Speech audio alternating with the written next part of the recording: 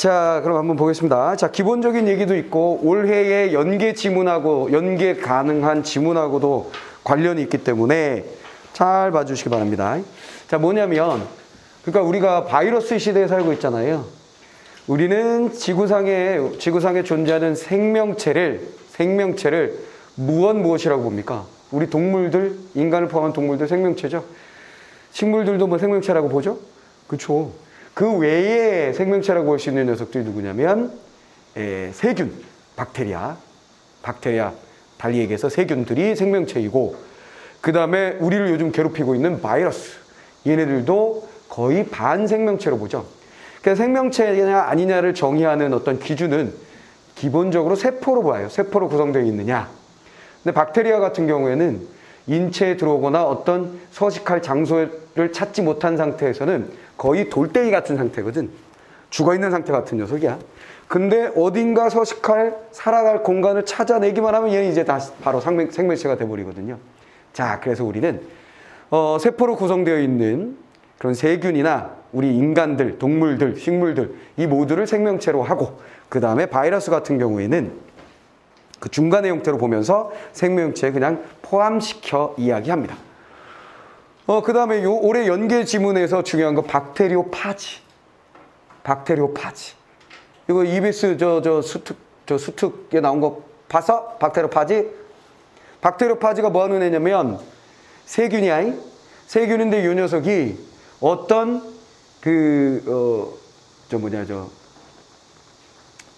박테리아, 세균에 쓱 들어가서, 오케이? 걔를 파괴시키고 근육의 성질을 다른 것에 이동시켜서 만들어낸 뭐 이런 녀석이란 말이야. 그거 나왔단 말이야. 자, 그 녀석이 왜 중요하냐면 그 녀석을 이용해서 어떤 세균에 의한 질병을 없애는 데 이용할 수도 있거든. 그래서 박테리오파지. 그거 지문에 나왔던 거 한번 잘 봐주시기 바랍니다. 자, 그러면 얘는 뭐냐? 첫 번째 문제를 보시면 내연 전개 방식, 개체성, 개체 유형, 개체와 관련된 개념. 개체에 대한 얘기구만. 자, 두 번째 문제. 적절하지 않은 거 유사성, 바닷물의 개체, 새로운 미토콘드리아. 미토콘드리아 난 잘 알지. 진핵세포, 진핵세포 알지. 이 정도는 알고 있어야 되죠? 세 번째 문제, 진핵세포, 공생 발생. 자, 여기 뭐 미토콘드리아나 진핵세포나 공생이나 이런 말들은 사실은 대단히 어려운 말은 아니에요. 처음 만나는 말은 아니거든. 그치? 문과든 이과든 사탐을 하든 과탐을 하든 그렇게 어려운 말은 아니니까 얘는 근데 선생님 저는 어려운데요? 그럼 뭐야? 이건 기본적으로 아는 공부를 지금 해놓으시면 되는 거예요. 자, 그 다음에 네 번째 문제. 보기가 있는데 뭐 그림이 있거나 하는 건 아니기 때문에 먼저 볼 필요까지는 없고요. 자, 다음 문제도 말이 많아요. 사례를 적용하는 문제인 것 같아요. 그림이나 도표가 있는 건 아니니까 먼저 볼 필요는 없습니다. 자, 근데 A나 B나 뭐 이런 부분이냐 그것도 아니네요. 전체를 봐야 되겠네요. 자, 그 다음에 A부터 E까지 바꿔쓰기에 적절하지 않은 거 어휘 문제가 나오는데 요거는 지문을 읽기 전에 먼저 풀어보셔도 상관은 없습니다. 자, 문제가 많은 관계로 이거 먼저 제껴버릴까요? 자, A부터 E까지 바꿔쓰기 적절하지 않은 걸 찾으려고 나머지는 다 집어넣어보는 이건 대입해보는 방법이 가장 좋죠. 자, D를 한번 볼게요. D는 밝혀지면서라고 되어 있어요. 단백질을 합성하는 자신만의 리보솜을 가지고 있다는 사실이 밝혀지면서 이것과 바꿔쓰기에 적절한 단어로 제시된 게 조명되면서라고 되어 있는데요. 조명된다라는 얘기는 어떤 관점으로 바라본다. 새롭게 조명된다. 새로운 시각에서 이 녀석을 보게 된다. 뭐 이럴 때 쓰는 말이죠. 얘는 판명된다. 밝혀진다. 오케이. 판명된다 정도로 바꾸시는 게 좋겠습니다. 자, 어휘 문제 먼저 해결을 해버렸고요. 자, 그러면 이제 지문 내용으로 들어봅시다. 나머지 단어들도 반드시 공부를 해주셔야 돼요. 자주 이런 어휘 문제들은 매번 나올 때마다 그 어휘 중에 내가 뜻을 정확하게 명확하게 잘 알지 못하는 어휘가 있는지 확인하시고, 내가 잘 모르는 단어가 있다면 해설지를 참고하셔가지고 하이라이트 해놓고 때때로 보셔서 그 어휘를 익히셔야 돼요. 따로 어휘 공부를 하려고 하지 말고 지문과 문제에서 반복되는 녀석을 내 것으로 만드는 공부를 하시면 됩니다. 알겠죠? 자, 그럼 이제 지문 한번 들어가 봅시다. 첫 번째 단락부터 가보죠. 자, 첫 번째. 우리는 한때의 자동차는 개체라고 하지만 바닷물을 개체라고 하진 않는다. 이거 상식적인 얘기지.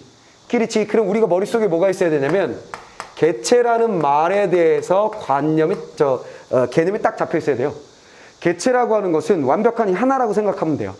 우리가 집단이 있고 그 안에 구성되어 있는 우리 이 교실에 있는 한 사람 한 사람들은 그냥 개체라고 생각하면 되는 거야. 알겠어? 이거 한 개체. 개체 A 뚜껑 열고 딱 꺼내면 하나의 개체가 딱 나온 거야. 알겠지? 하나의 개체. 자, 개체인데 자동차 한 대는 그냥 하나의 개체라고 본다고. 근데 바닷물을 개체로 보기는 애매한데 이렇게 된다는 거지. 분리해서 어느 하나의 개수로 셀 수 없는 녀석이기 때문에 개체가 아니다. 어떤 부분들이 모여서 하나의 개체를 이룬다고 할 때 개체라고 부를 수 있는 조건은 무엇일까? 아하. 자, 개체의 조건은 무엇일까라고 물었으니까 첫 단락에서는 개체의 조건에 대해서 얘기하는 거겠네. 짜 봅시다. 일단 부분들 사이의 유사성은 개체의 조건이 될 수 없다. 따단. 자, 첫 번째 뭐야? 유사성은 그 개체의 조건일 수 없네 그려. 자, 유사성은 개체의 조건일 수 없다.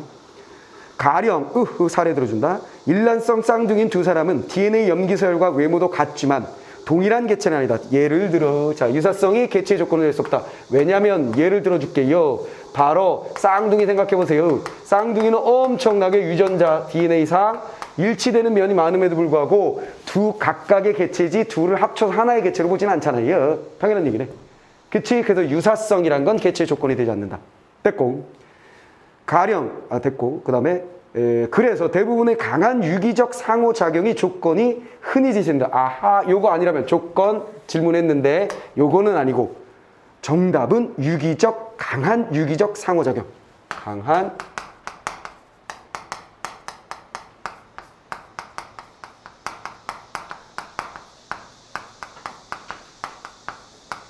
자, 요거를 보면.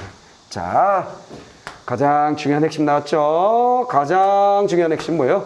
강한 유기적 상호작용이 있을 때 그 녀석이 합쳐진 걸 하나의 개체로 본다. 이런 얘기지.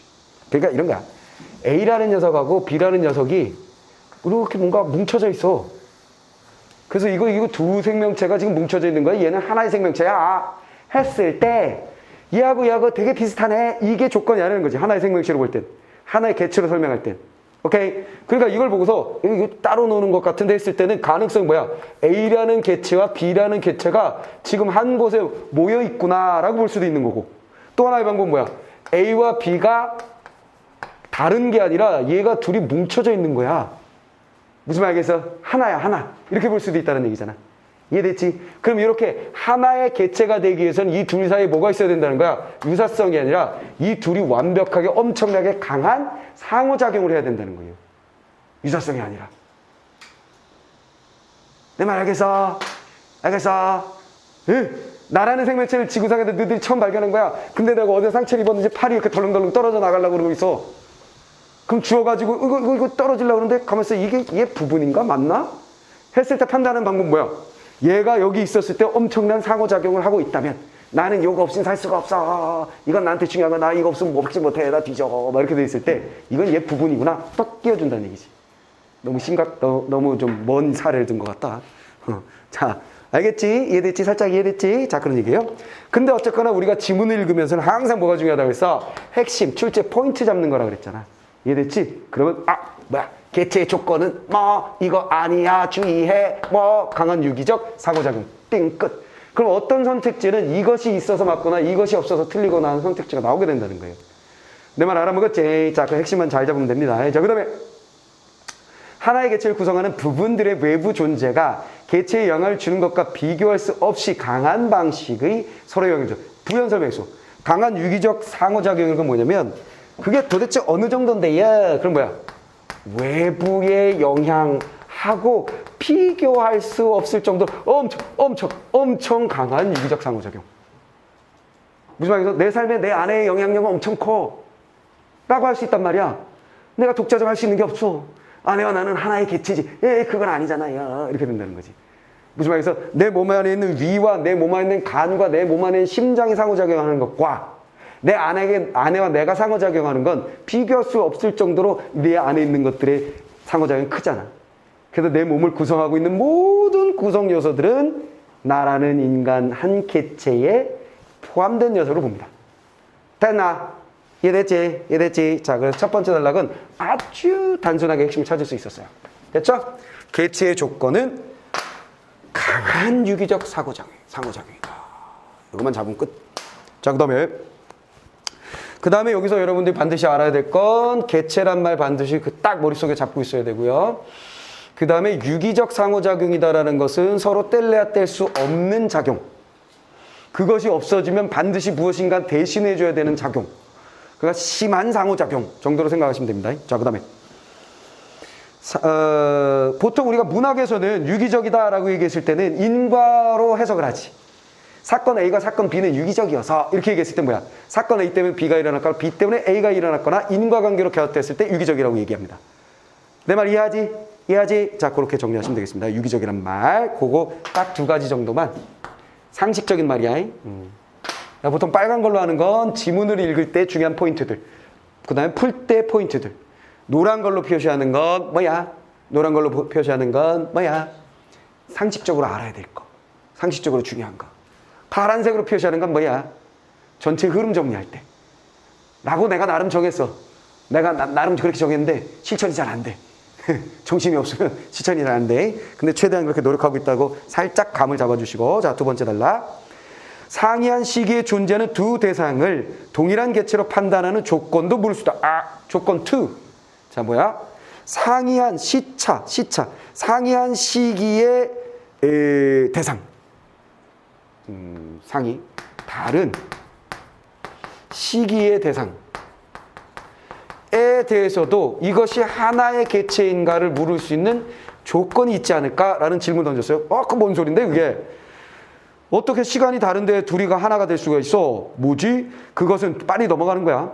핵심 포인트만 잡고 상이한 시기의 두 대상도 하나의 개체가 될 수 있느냐? 그때의 조건은 뭐냐? 이거 뭔 소리지? 희한한 얘기인데. 자, 넘어가면 그것은 두 대상 사이의 인과성이다. 따단. 자, 뭐야? 정답 뭐야? 인과성. 인과성에 의해서 여기 개체 조건이야. 개체의 조건이 만들어진다는 거야. 인과성이 있으면 바로 다른 시기에 상이한 시기에 두 대상이 하나의 개체이라는 것이 설명이 된다는 거예요. 인과성, 포인트 인과성. 뭔 소리지? 과거의 나와 현재의 나를 동일하다고 볼 수 있는 것은 강한 인과성이 존재하기 때문에. 그렇지.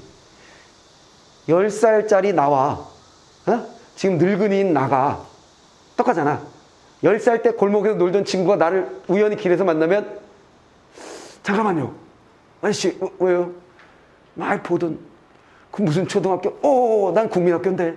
그러니까 국민학교 이 사람아. 너 같은 말이었잖아. 너 이름 그거잖아. 막 이렇게 되면 그 친구가 나를 뭐야? 몇십 년이 지난 후에 뭐로 보는 거야? 하나의 개체로 보는 거지. 이해됐어? 그럼 나를 하나의 개체로 볼 수 있었던 건 인과성이라는 거지. 뭐 말인지 알겠어? 야, 너 이렇게 늙었어. 고생해서 그렇지 뭐. 인과성. 얼굴이 검해. 담배를 너무 많이 폈어. 인과성. 무슨 말해서 야, 엄청 똑똑해 보였다. 너 공부 안 했어. 인과성. 이해됐지? 인과 과정에 의해서 연결이 된다면 그건 하나의 개체다 이라는 거예요. 시간을 뚝 뗐을 때. 뗐죠? 자, 그런 의미입니다. 자, 과거의 나와 현재의 나의 세포 분열의 인과성이다. 동일할 수 있다. 근데 여기는 뭐야? 이제 생물학적으로 얘기하면 과거의 나와 현재의 나는 세포 분열로 세포가 교체되는 과정을 통해 인과적으로 연결되어 있다. 보통 뭐야? 과거의 나와 현재의 나와 과거의 나와 현재의 나를 비교해보면 얘 어떤 인간성이 주로 있다는 거야? 세포 분열.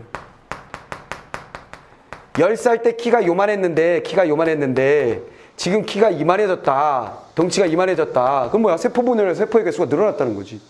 그렇지. 그러다가 뭐야? 이렇게 찌그러들었다. 비리비리해졌다. 뭐야? 더 이상 세포가 안 만들어져. 늙었어. 세포가 죽어가고 있어. 이렇게 세포가 다 죽다가 나 떠날 거야. 이렇게 되면 뭐야? 다 인과성인 거지. 세포 분열과 관련된 인과성에 의해서 이루어지고 있는 거죠. 자, 됐자이? 자, 비록 아닌데. 또 나가 세포 분열을 통해서 새로운 개체를 생성할 때도 그렇지. 나의 자식. 나와 나의 후손은 인과적으로 연결돼. 그렇다면 나하고 자식하고 하나의 개체야? 비록 나와 나의 후손은 동일한 개체는 아니지만 나와 다른 개체들 사이에 더 강한 인과성은 연결되어 있긴 하다. 됐지. 그러니까 과거의 나와 현재의 나는 인과성에 의해 한 개체라는 거야. 한 개체. 됐지? 정리해보면 한 개체라는 거야. 인과성에 의해서. 그러나 나와 내 자식은 그쵸? 인과성이 있음에도 불구하고 한 개체는 아니다. 한 개체는 아니다. 상식적으로다가. 그렇지? 뭐 그 얘기예요. 그래서 두 번째 단락의 포인트는 뭐야? 다른 시기의 두 대상이 하나의 개체려면 인과성이 충족돼야 된다. 그러니까 자, 한 단락에 하나씩 핵심이 들어있어. 간단한 질문이요? 됐어. 자, 그 다음에 세 번째. 개체성에 대한 이러한 철학적 질문은 생물학에서도 중요한 연구의 주제가 된다. 여기까지가 지금 뭐였냐면, 여기까지가 다분히 철학적인 고민이었어요. 근데 철학적인 고민으로부터 어디로 넘어오겠다는 거야? 바로 생물학적인, 과학적인, 생물학적인 고민으로 싹 넘어오기 시작합니다. 자, 넘어와서 중요한 연구 주제가 된다. 생명체를 구성하는 단위는 세포다. 당연하지. 세포는 생명체의 고유한 유전 정보가 담긴 DNA를 가지며 이를 복제하여 증식하고 번식하는 과정을 통해 자신의 DNA를 후세에게 전달한다. 이거 상식이잖아. 생명체는 세포로 구성되어 있으며, 됐지? 생명체로 들어가면, 자, 생명체 상식. 내가 아까 얘기했던 것처럼 어떤 것이 지구상의 생명체이냐 아니냐를 결정하는 중요한 요소 중에 하나가 지금 가만히 있어봐. 지금 세 번째 단락 들어왔지?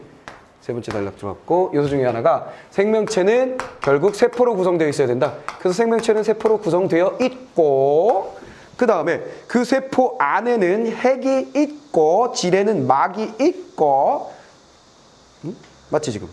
여기 맞지? 어디겠지?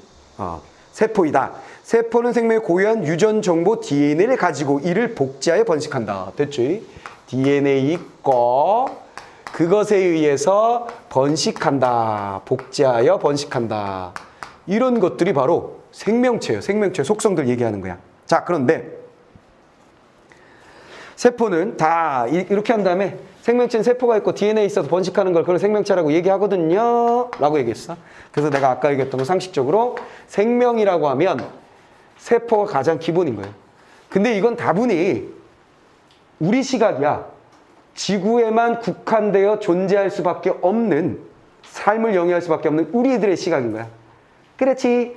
우주 광활한 어딘가로 갔을 때는 또 다른 생명체가 존재하고 생명체가 다르게 규정될 수도 있는 것이거든.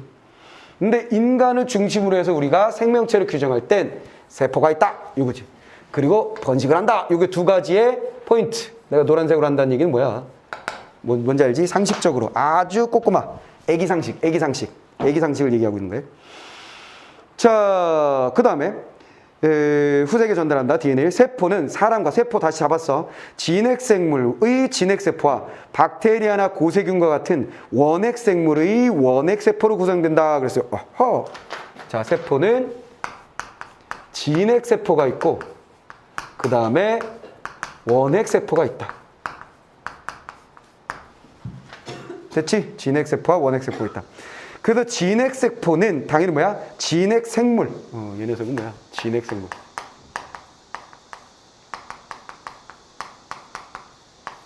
얘는 원핵생물이다. 원핵세포로 이루어졌다면 원핵생물이 만들어진 것이다. 이런 얘기죠. 자, 이것도 마찬가지 노랑이로 얘기해 줄게요. 이 개념 잡으셔야 되죠. 원핵과 진핵. 진핵세포는 크게 뭔데요? 세포질의 막으로 둘러싸인 핵이 있고, 됐죠? 막으로 둘러싼 핵이 있고 그 안에 DNA가 있지만, 자, 됐어요. 이 녀석의 특징 뭐라고? 막으로 둘러싸인 핵이 존재하는 것. 됐죠? 존재한다.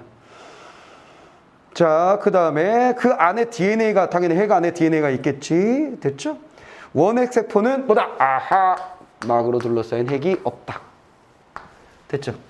그러니까 막이 딱 형성돼서 여기가 핵이다라고 돼야 되는데 얘는 흐물이해. 경계가 없어. 그치? 이 새끼 핵이 있나? 이런 거지. 그 다음에 또 다른 특징으로 세포질. 무슨 말이겠지? 세포 내에 들어있는 세포질이 없다는 거야. 오케이. 얘는 있고 얘는 없고. 그러니까 얘를 이렇게 생각하면 돼.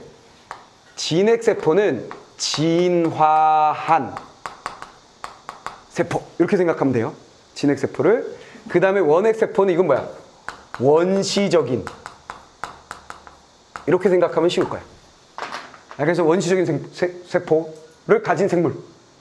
됐지? 핵도 없고, 그 다음 뭐야? 세포질도 막으로 둘러싸인 세포질도 없고, 막으로 둘러싸이지 않은 리보솜은 있어. 오케이, 거기 차이점. 오케이, 자 그렇게 생각하시면 되겠어요. 원시적인 애, 좀 진보된 애, 진화된 애. 이렇게 생각하면 됩니다. 이해됐지? 자, 요게 지금 이제 포인트야. 요게 또, 요거 또 포인트야. 이것도 포인트야. 자, 올해 연계 지문에도 이게 있으니까, EBS 연계 교재에도 이런 지문이 있으니까 얘를 상식적으로 머릿속에 하는 김에 딱 집어넣어 두십시다. 자, 집어넣으시고, 아까 그 내가 얘기했었던 또 박테로파지 그 지문하고 연결해 보시면 돼요. 알겠지? 자. EBS 넘기다 보면, 이렇게 생긴 애 나올 거야. 이렇게 생긴 애. 이렇게. 저 아폴로, 저 우주선 달 착륙선 같이 생긴 애 이렇게 나와 이렇게. 오케이? 박테리아. 딱 앉아가지고 세균에 딱 앉아가지고 안에 막 작살내. 무슨 말겠어? 요 녀석. 귀엽게 생긴 녀석이 있어. 요 녀석 박테리아 파지니까 요거 이렇게 찾아보면 탁 나올 거야. 걔하고 연결해서 반드시 읽어주시기 바랍니다. 자, 그 다음에 또한 진핵세포의 세포질에는 막으로 둘러싸인 여러 종류의 세포 소기관이 있으며, 세포 소기관, 아까 얘기했던 거, 세포질, 세포질, 세포 소기관이라고 해야지 참. 세포 소기관, 이거 없다. 자, 둘러싸인, 원핵세포의, 진핵세포의 세포질에는 막으로 둘러싸인 여러 종류의 세포 소기관이 있으며 그 중에 미토콘드리아는 세포 활동에 필요한 생체 에너지를 생산하는 기관이다 그랬어요. 자, 여기 뭐가 있다. 얘는 세포 소기관이 없다. 대신 막으로 둘러싸이지 않은 리보솜 같은 애는 있다 그랬어. 그치? 주의사항, 살짝 주의사항. 근데 여기서는 세포질 안에 세포 소기관이 있는데, 그 세포 소기관 중에 오늘의 주인공, 바로 미토콘드리아가 오늘의 주인공이다. 얘가 이제 주인공 됐어요. 됐어. 자, 다시 한번 정리해 봅시다. 생명체는 세포를 가진 녀석이야. 그리고 그 DNA의 정보를 통해서 번식하는 놈들을 우리는 생명체라고 해. 오케이. 근데 그 세포 중에는 두 가지 세포가 있어. 진핵세포와 진화한 세포와 원시적인 세포가 존재해. 그 진핵세포를 가지고 있는 애들이 진핵생물. 원핵세포를 가진 녀석, 원핵세포로 되어 있는 녀석이 원핵생물. 그럼 진핵생물과 원핵생물, 진핵세포와 원핵세포의 차이는 뭐냐? 진핵세포는 핵이 있고 세포 소기관이 있고, 얘는 핵이 없고 세포 소기관이 없고, 살짝 주의사항은 막이 없는 세포 소기관 리보솜이 있단다. 뭐 이 정도? 이 됐지? 그 정도? 그 다음에 여기서는 그게 중요한 게 아니야. 이건 기본 정보니까 이게 중요한 게 아니야. 여기는. 이 지문에서는. 요게 지금 이게 몇 년이야? 19년이니까 최근에 와서는 이제 20년도로 넘어와서는 이런 내용이 없어. 이런 내용이 사라진다. 그래서 기본 다지기가 없어지는 거야. 왜? 출제자들 입장에서 뭐 하는 거야? 야, 고등학생 이거 기본 아니야? 진핵세포, 원핵세포 모르는 애가 어딨어? 그러는 대학 오면 안 되지. 이러고 앉아있단 말이야. 무슨 말이겠어? 그래서 우리는 기출 지문들을 통해서 이런 기본을 공부하거나 연계 지문을 통해서 기본을 공부해줘야 돼. 이걸 달달달달 외우는 게 아니야. 달달달달 외우라는 뜻은 아니야. 달달달 외우는 게 아니야. 하고 한번 익숙해지고 또 이거 있었지 하고 또 익숙해지고 이렇게 요 정도만 해주시면 돼요. 됐지? 자, 그러면 진핵과 원핵생물 끝났고 미토콘드리아까지 갔어. 세포 활동에 필요한 생체 에너지를 생산하는 기관이다. 자, 소기관은 항상 어떤 역할을 해야 돼요. 그 역할이 뭐냐면 바로 세포 활동에 필요한 에너지를 생산하는 에너지 생산. 자, 요걸 역할을 합니다. 자, 그 다음에 대부분의 진핵세포는 미토콘드리아를 필수적으로 가지고 있다. 대부분 항상 전체인지 아닌지 주의하라 그랬잖아요. 대부분 가지고 있다. 진핵세포들은. 없는 애도 있나 봐. 됐지? 자, 이렇게 하면 끝났어요. 자, 그럼 이제 네 번째 단락으로 가봅시다. 자, 기본 다지기 엄청 하고 있어요. 그래서 첫 번째 단락에서는 뭐가 중요했었냐면 엄청나게 강한 유기적 상호작용이 개체다. 그 다음 두 번째 뭐야? 시기를 달리하면 인과성이다. 따사 철학적인 얘기. 생명과학적으로 딱 보면 어떻게 된다는 거야? 생명은 세포. 진핵세포, 진핵생물, 원핵세포, 원핵생물. 그 중에 진핵세포들은 뭘 가지고 있다? 미토콘드리아라는 소기관을 가지고 있어요. 끝. 터다지기야, 터다지기. 이 핵심으로 들어가기 위한 터다지기. 개체로 들어가기 위한 터다지기. 개체를 놓치면 안 돼. 자, 네 번째 단락. 이러한 미토콘드리아가 따단, 자, 미토 잡고. 미토 잡고. 이러한 미토콘드리아가 원래 박테리아의 한 종류인 원생 미토콘드리아였다는, 박테리아. 세균이었어, 세균. 원생 미토콘드리아. 원시적인 생명체, 원시적인 세포인 미토콘드리아였다는 이론이 20세기 초에 제기되었다. 따단. 얘는 뭐야? 원래 박테리아의 한 종류, 원생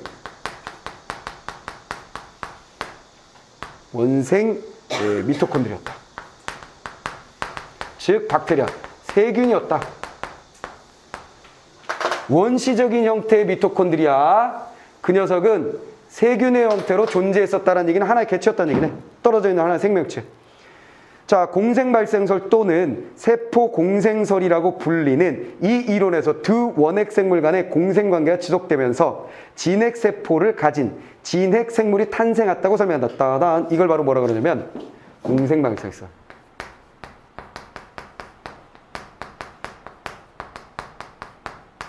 이걸 공생발생설이라고 한대요. 뭔 개소리냐? 다시 설명하면 공생은 서로 다른 생명체가 함께 살아가는 것을 말하는데, 공생 뭐야? 서로 다른 생명체가 함께 살아가는 것을 말하는데, 서로 다른 생명체를 가정하는 것은 어느 생명체의 세포 안에서 다른 생명체가 공생하는 내부 공생에서도 마찬가지다 그랬어요. 자, 그럼 여기서 일단 공생이라는 건 뭐라고? 다른 생명체, 그치? 서로 다른 생명체가 안에서 함께 사는 것, 그쵸?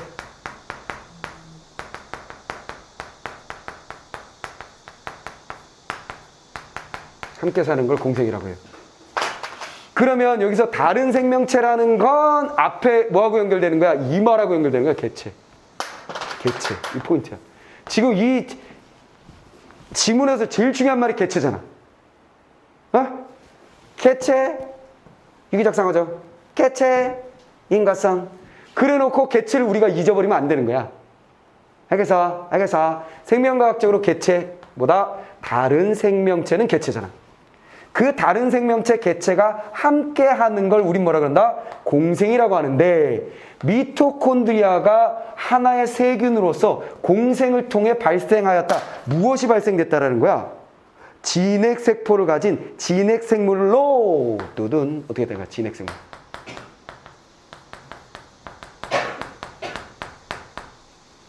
로 발생됐다는 발생됐다는 얘기야. 자, 그 다음에 공생발생설은 한동안 생물학계에서 밑줄 친 기억나서 생물학계로부터 인정받지 못했다. 따단. 자, 뭐야? 인정받지 못했다. 자, 밑줄 친 기억. 그러면 인정받지 못했다고 했는데요. 그러면 여기 왜 나올 거 아니냐? 그게 선택지지 뭐. 문제지 그냥. 의인지가. 자, 그 다음에 여기서 살짝 이 공생발생설이 뭔 개소리인지 헷갈릴 수 있으니까 살짝 설명을 해주면 이런 얘기예요.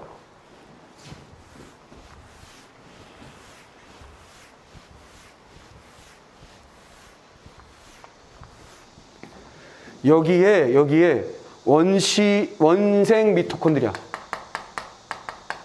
박테리아인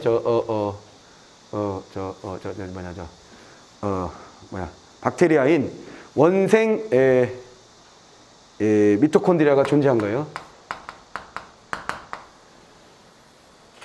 원생 미토콘드리아가 이렇게 존재하고 있었는데, 이 녀석이 어느 순간에 어떤 진핵생물, 그치? 응? 다른 생명체와 안으로 들어가서 살게 된 거예요. 알겠습니까? 그러면서 공생관계가 이루어지다가 나중에 진핵세포를 가진 진핵생물이 탄생하는데, 이때 어디서 핵이 생겼는지 모르겠지만, 오케이. 자, 또 다른 세포가 있어요. 얘가 이 안에 들어가는 빠밤 들어가서 이렇게. 이미 얘 녀석이 들어갈 때 여기에 핵이 생겼는지 나중에 핵이 생겼는지 모르겠지만 내 말 알겠지?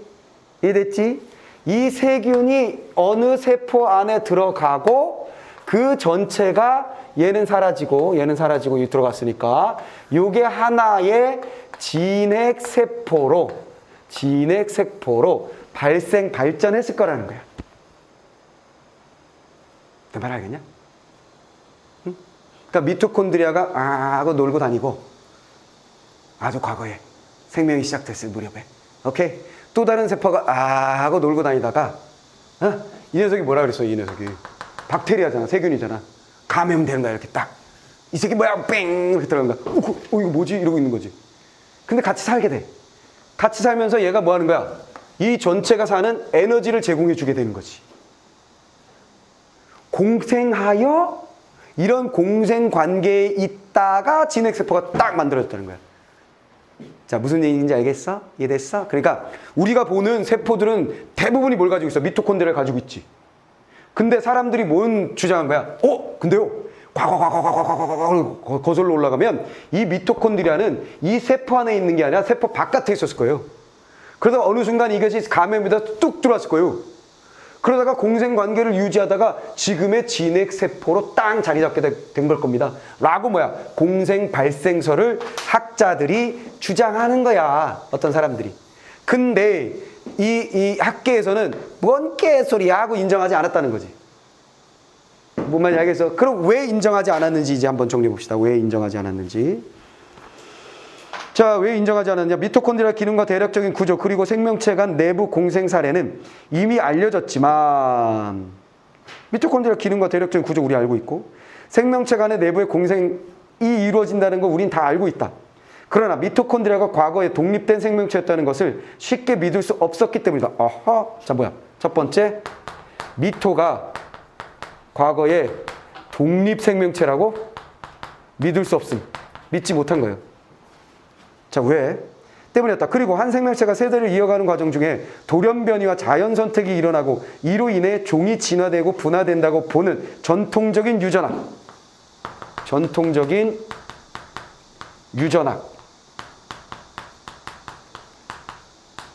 즉 여기 돌연변이가 일어나고 그것이 계승되는 진화의 전통적인 유전학에서 보면 쉽게 믿을 수가 없어서.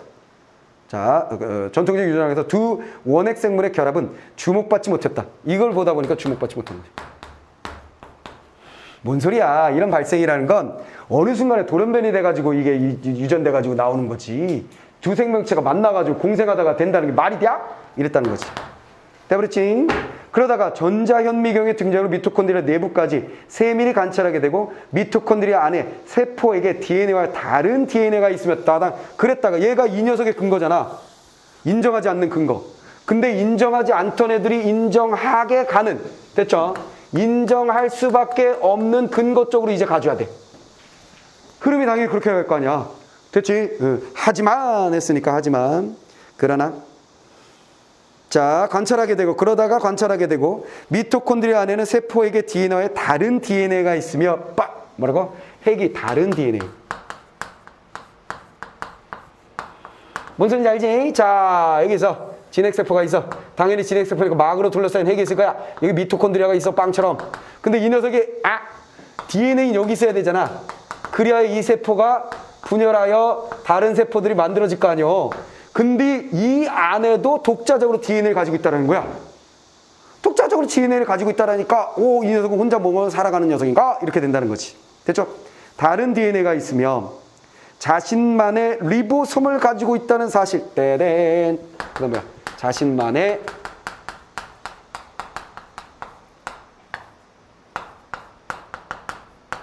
리보솜을 가지고 있다.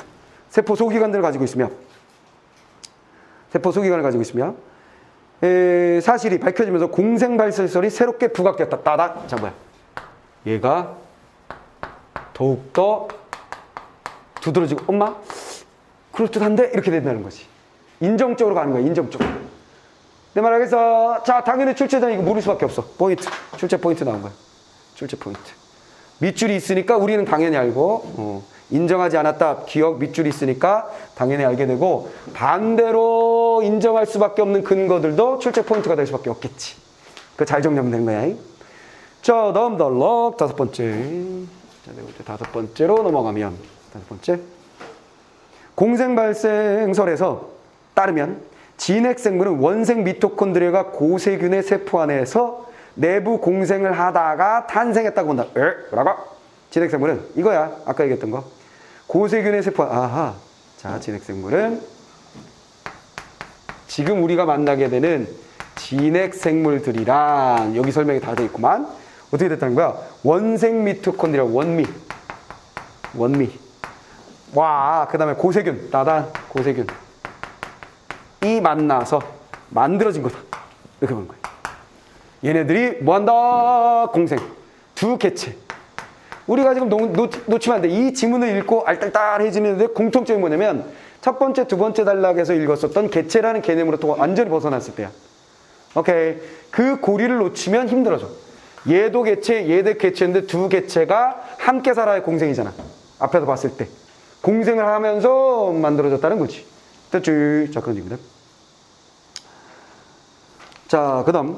고세균의 핵의 형성과 내부 공생 시작 중 어느 것이 먼저인지에 대해서는 논란이 있지만 따단. 자, 논란사항이 있다. 아까 얘기했던 것처럼. 논란이란 건 뭐야? 공생이 먼저인지 핵 형성이. 공생과 이런 공생. 그 다음에 핵의 형성. 고세균에서의 핵의 형성.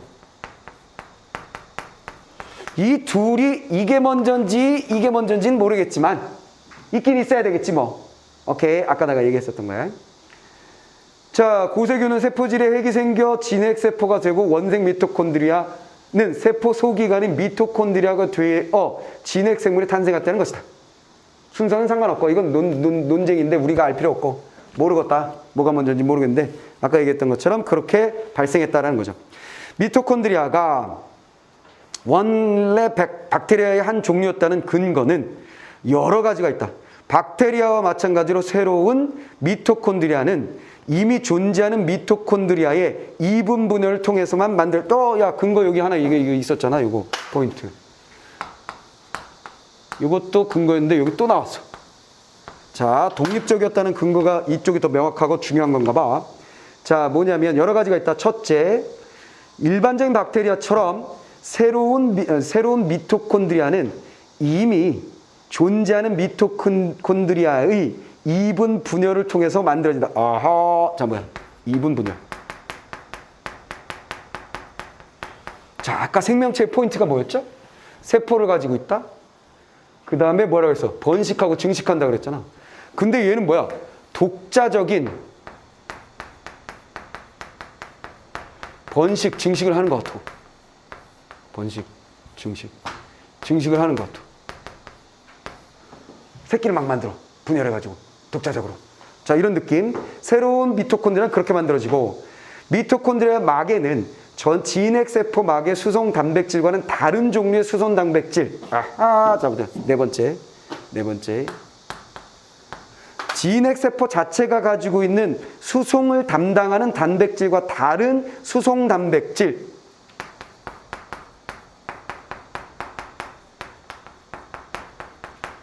다른 수송 단백질. 바로 뭐?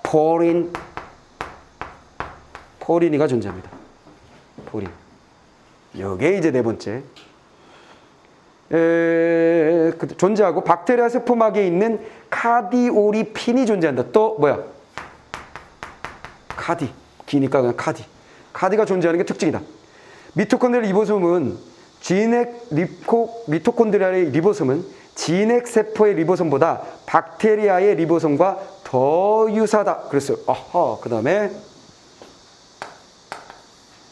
이 녀석이 미토콘드리아 자체에 포함된 리보솜. 이 존재한다. 이 녀석은 무엇과 같다? 진핵세포의 리보솜과 달리 그냥 박테리아, 세균 리보솜하고 같다.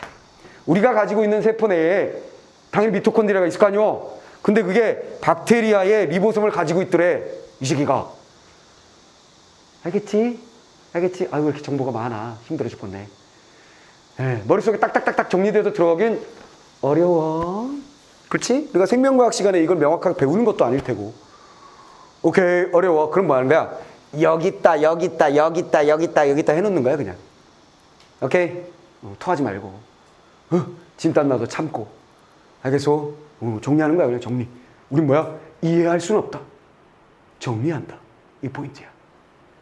대사. 근데 이 지문에서 제일 중요한 포인트는 뭐였다고? 앞에 개체를 놓지 않고 끝까지 가져가는 거. 그게 제일 중요한 포인트예요. 내 경험상 많은 아이들이 개를 놓쳤을 때 힘들어졌다라는 얘기죠. 자, 그렇게 정리가 됐습니다. 자, 그래서 지금 출제 포인트 많이 잡았어. 야, 힘들다, 힘들어. 자, 미토콘드리아는 여전히 고유한 DNA를 가진 채 복제와 증식이 이루어지는데도, 자, 뭐라고? 가만히 보면 뭐야? 고유한 DNA 있지? 다른 DNA 가지고 있다고 그랬잖아. 그리고 이분비를 스스로 막 이렇게 막 증식하고 앉아있잖아, 이 새끼가. 됐죠? 그 독자적인 막 저 리보솜도 가지고 있고 막, 완전히 개별 생명체처럼 보이잖아.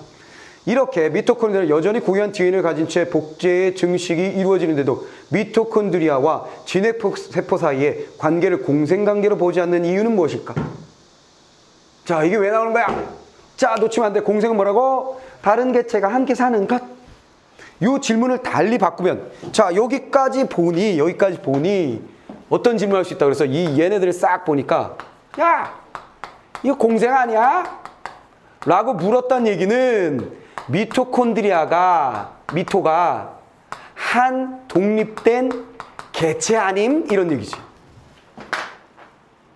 내 말 알아먹었어? 이 정도면 그냥 하나의 생명체잖아.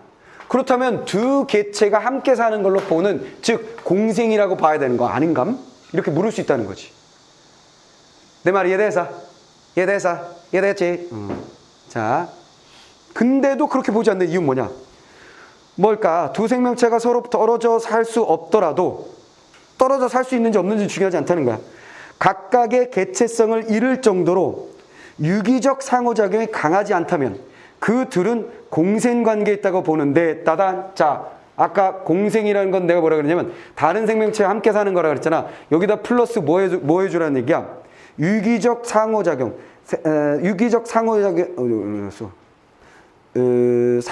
강하지 않다면, 뭐야? 요거 들어가야 돼. 요게 공생이야. 공생 뭐라고? 1. 다른 생명체, 개체가 함께 사는 걸 말해요. 그리고 그 개체들 사이에 상호작용이 엄청 세지 않아야 돼요. 왜냐면 상호작용이 엄청 세면 앞에 첫 번째 달에 뭐라 그랬어? 외부에서 뭐가 영향을 주는 것보다 상호작용이 엄청 세면 하나의 개체로 본다 그랬잖아. 이해됐지? 하나의 개체로 봐야 된다고. 근데 얘는 뭐야? 다른 상호작용이 강하지 않다면 공생관계로 볼 것인데, 미토콘드리아와 진핵세포 간의 유기적 상호작용은 둘을 다른 개체로 볼 수 없을 만큼 매우 강하기 때문에, 자, 첫 달라고 돌아간 거야. 이해됐지? 자, 봐봐. 여기에 뭐가 있어서, 고세균이 있고 미토콘드리아가 들어왔다는 거야. 오케이. 그 다음에 핵도 생겼어. 그래서 이건 따단 진핵세포로 진화 발전 발생한 거야. 그래서 지금도 이런 세포들이 존재해. 오케이.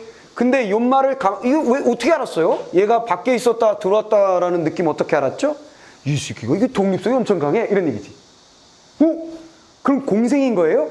아니, 얘가 이 자체에 미치는 상호작용이 엄청 커. 첫 단락에서 얘기했지. 상호작용이 외부에 영향을 주는 것보다 엄청 크면 한 개체라고. 이해됐어? 한 개체니까 이건 뭐야? 공생이 아님이라는 게 나오는 거지. 놓치면 안 돼. 중간에 얘는 이렇게 막 1, 2, 3, 1, 2, 3. 왜냐면 1, 2, 3, 1, 2, 3 막 이렇게 나가다 보니까 나중에 이게 탁 마지막에 연결되는데 그걸 놓칠 수가 있어요. 이 지문의 특징인 거예요. 오케이. 글쓴이는 그런 거 생각 안 하거든. 그래서 글쓴이는 모든 독자가 천재고 자기가 말하는 걸 다 이해할 거라고 생각하면서 쓰고 앉았어. 바보같이. 그러다 보니까 우리가 놓치면 안 돼. 자, 미토콘드리아가 개체성을 잃고 세포 소기관이 되었다고 보는 근거는 진핵세포가 미토콘드리아의 증식을 조절하고, 자, 그러면 세포 소견, 즉 엄청난 강한 유기적 상호작용을 한다는 이유, 근거 1. 증식을 조절하고, 자 뭐라고? 진핵세포가 이 녀석의 요거 하는데 이걸 사실은 진핵이가 조절한대. 지 혼자 하는 건 아니다. 지 혼자 하긴 하는데, 독자적으로 하긴 하는데 그걸 그냥 냅두는 건 아니요. 조절을 한다는 거예요. 됐지? 조절을 하면 미토콘드리아와 함께 복제하여서 증식시키는 것이다. 자기가 증식할 때, 자기가 복제할 때 같이 복제. 조절하며 같이 복제한다. 나 할 때 너도 해라. 왜? 얘가 빵 이렇게 바뀌는 거니까 나 할 때 너도 해서 빵 이렇게. 됐지? 그렇게 된다는 거고요. 그 다음에 DNA가 옮겨가 미토콘드리아의 DNA 길이가, 자, 유전자의 미토콘드리아 자체가 DNA를 가지고 있다고 그랬잖아. 근데 많은 부분이 세포에게 DNA를 옮겨가서 DNA 길이가 현저히 짧아졌다. 독자적인 DNA를 가지고 있지만 현저히 짧아졌어요. 왜? 본체한테 줬기 때문에. 내가 굳이 그걸 가지고 있을 필요가 없어서 DNA 본체한테 줬어. 그래서 얘 짧아졌어. 하나씩 정리해주고 있네. 됐지? 자, 그 다음에 미토콘드리아에서 일어나는 제사 과정에 필요한 단백질은 세포 핵의 DNA로부터 합성되고 핵의 DNA, 단백질. 여기 단백질 많이 있었잖아. 그치? 얘가 대사 과정에 필요한, 예를 들어서 포린 같은 것도 수송 단백질이라고 그랬으니까 이 단백질도 미토콘드리아의 대사 과정에서 필요한 녀석인데 이런 단백질은 세포 핵의 DNA로부터 합성된다. 이거 뭐야? 핵에서 만들어준 거야, 이거. 얘 특이한 거 가지고 있던데요? 그랬더니 뭐야? 그거 모체에서 만들어준겨. 무슨 말 알겠어? 지 혼자 한 거 아니요? 이런 얘기지. 미토콘드리아 DNA의 남은 유전자의 대부분은 생체 에너지를 생산하는 역할을 한다. 자 뭐야? 그리고 이 녀석은 결론적으로 뭘 한다는 거야? 이 미토는 어디다 할까? 미토는 이 본체가 하는 에너지를 만드는 역할을 한다 그랬잖아. 그게 제일 중요하지 않냐? 이런 얘기지. 그치? 에너지를 만든다. 예컨대 사람의 미토콘드리아는 37개 유전자만 있을 정도 DNA 길이 짧은 거 다시 얘기했네. 됐지? 어떻게 정리되는지 알겠지? 자, 그러니까 아예 시작은 뭐로 시작됐다는 거야? 개체라는 건 뭐냐? 하나의 개체가 되기 위해서는 아주 강한 상호작용이 있어야 된다. 아주 강한 상호작용이 있지 않다면 두 개의 개체를 볼 수 있다는 거지. 이해되세요? 근데 진핵생물의 진핵세포 안에는 미토콘드리아가 있는데 그 미토콘드리아는 원래 원시적인 미토콘드리아로 따로 존재했던 녀석이 고세균과 만나 싸닥 들어가면서 처음엔 공생한 거야. 하다가 하나의 개체가 된 거다. 공생일 때 이땐 두 개체. 근데 우리가 지금 보고 있는 진핵세포의 단계로 오면 뭐야?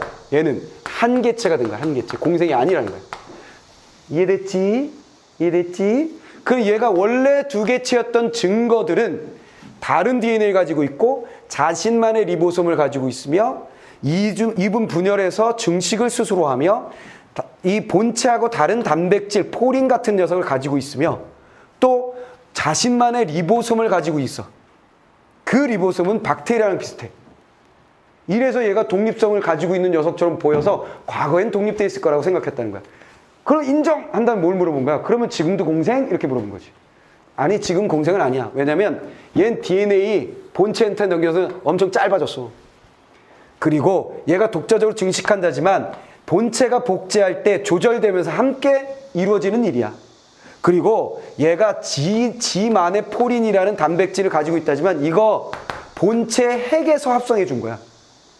결정적으로 이놈아가 항상 얘한테 본체한테 에너지 만들어주는 역할을 하는데 뭐. 그러니까 이건 뭐야? 두 개체다, 한 개체다. 결론 하나의 개체로 보는 게 맞을 것 같습니다. 이런 얘기죠. 내 말 다 이해돼서? 좀 따라왔냐? 이해됐지? 자, 그래서 공생이었으나 지금 현재는 공생이 아닌 거야. 이해됐지? 자, 그렇게 읽어내시면 됩니다. 자, 그래서 첫 번째 문제 한번 보세요. 전개 방식으로 가장 적절한 거.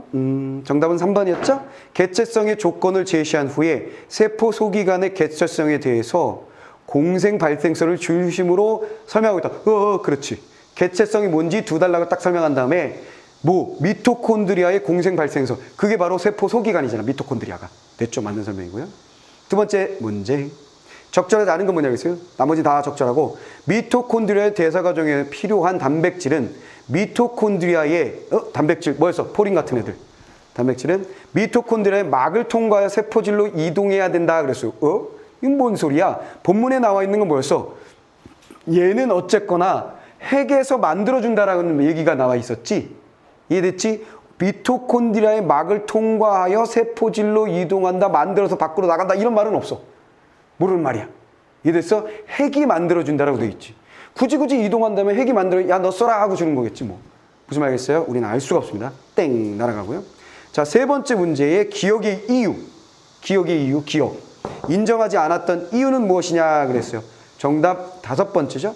미토콘드리아가 자신의 고유한 유전 정보를 전달할 수 있다는 것을 알지 못했기 때문이다 그랬어요. 따지. 즉 뭐야? 얘가 뭐라 그랬어? 독립됐다는 걸 믿지 못했다 그랬지. 그렇지. 그리고 어차피 돌연변이 하는 거지 그런 거 아니야.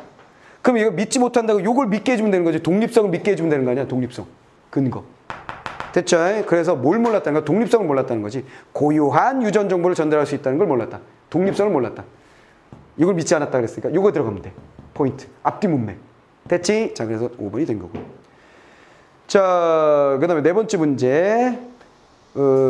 세포 소기관이 박테리아로부터 각각의 세포 소기관이 박테리아로부터 비롯되어 다고 판단할 수 있는 박테리아. 어떤 거야? 여기서 얘가 독립성을 원래 가지고 있었을 것이다라는 것에 대한 근거들을 말하는 거죠. 첫 번째, 자신의 DNA를 가지고 있다는 것과 이분물. 있지. 자신의 DNA, 그 다음에 이분분열. 타네. 그 다음에 리을. 세포 소기관이 막으로 둘러싸여 있다는 것과 막에는 다량의 카디오르핀, 막의 카디오르핀. 됐지? 데브레슌. 그 다음에 디귿이 좀 헷갈린다는 사람들인데 세포 소기관이 막으로 둘러싸여 있다는 것과 밑에 있는 건 똑같은 거네. 막에는 수성 단백질이 있는 것을 확인하였다. 수성 단백질이 있는 걸 확인하는 게 중요한 게 아니라 얘만의 남과 다른 수성 단백질을 가지고 있어야지. 알겠어? 이해됐지? 그게 포인트지. 자, 그래서 2번 기억과 리을. 다음 선택지. 자, 여기에 뭐가 잔뜩 나왔는데 포인트를 잘 잡으셔야 돼요. 복원은 테트로톡신이라는 신경 독소를 가지고 있지만 테트로톡신을 스스로 만들지 못하고 체내에 서식하는 미생물이 이를 생산한다. 즉 도움을 받는다는 얘기죠. 복원은 독소를 생산하는 미생물에게 서식처를 제공하고 도움을 준다는 얘기죠. 대신 포식자로부터 자신을 방어할 수 있는 무기를 갖게 되었다. 만약 복원의 체내에 있는 미생물을 제거하면 복원은 독소를 가지지 못하나 생존에는 지장이 없다. 그러니까 얘는 완벽한 공생이겠네. 뭔가 서로 영향을 주고받지만 그 영향이 아주 강력한 영향은 아닌 것 같아요. 이해됐지? 그래서 보고와 테트로도톡신이라는 녀석은 뭐가 되는 거야? 공생이 된 거죠. 자, 포인트는 계속해서 뭘 봐야 되는 거야? 공생이란 다른 생명체가 함께 있는 것이요, 상호작용이 엄청 밀접하지 않은 것. 그건 상호작용을 하긴 하는 거야. 근데 공생 말고 하나의 생명체라면, 하나의 개체라면 뭐야? 외부에서 주는 그런 영향 이상의 엄청난 상호작용을 해줘야 돼. 다 따라왔지? 다 따라왔지? 자, 그런 얘기야. 자, 그 다음에 두 번째 사례 보세요. 실험실의 아메바가 병원성 박테리아에 감염되어 대부분의 아메바가 죽고 일부 아메바는 생존했다.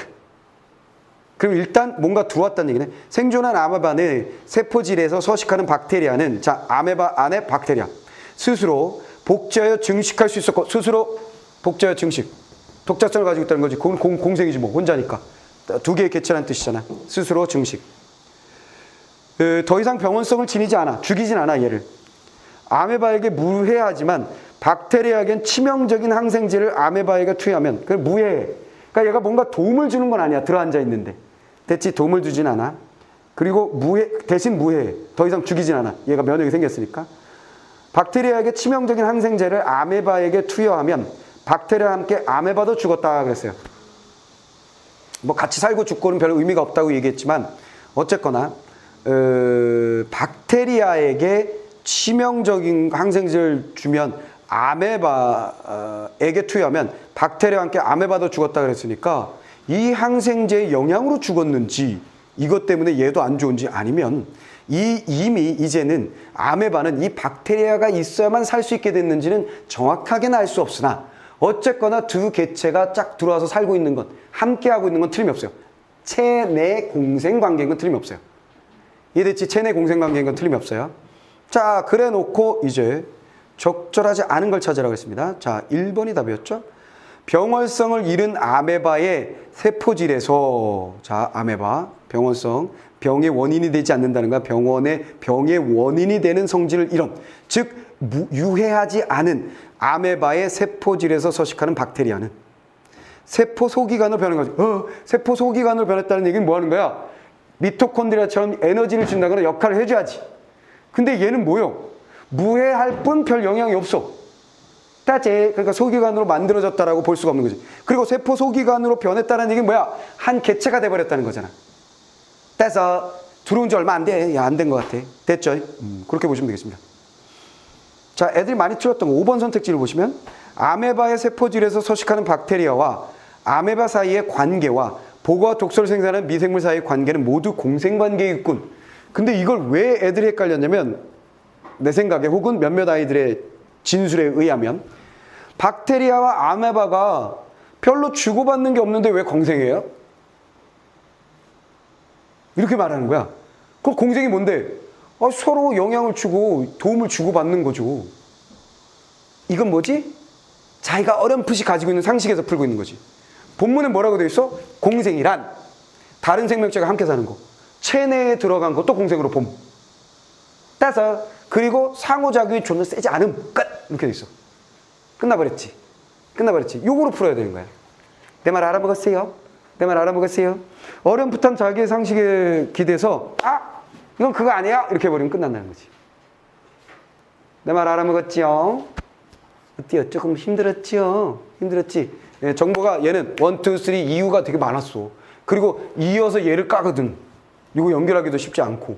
그리고 철학적이다가 갑자기 생명과학 공학적으로 딱 가니까 아이고야 힘들어.